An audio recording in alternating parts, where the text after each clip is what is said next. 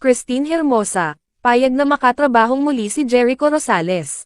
May sagot na si Christine Hermosa sa pagnanais ni Jericho Rosales, na muling makatrabaho ang batikang aktres. Kung maaalala noong Pebrero, nang ibunyag ng batikang aktor na tila kasama sa kanyang bucket list ay ang magkaroon ng movie adaptation ng 2000 hit series nila na Pangako Sa'yo.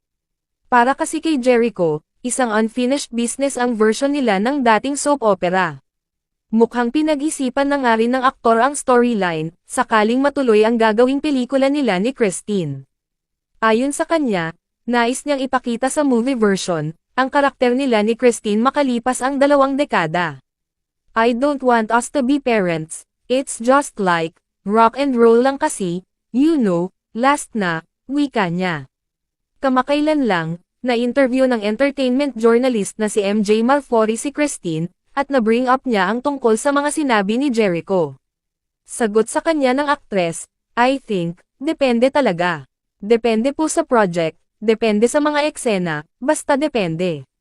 I need to see everything muna. Talagang I-filter ko muna lahat, kumbaga kung worth it naman ang gagawin namin.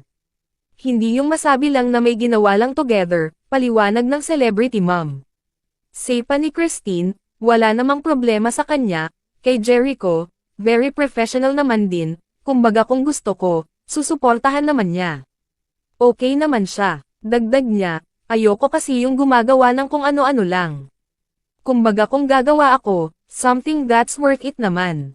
Worth my time, yung effort ko tapos syempre, iiwanan ko yung mga anak ko, yung mga ganon. Basta yung magandang project, yung may katuturan, giit pa ng aktres.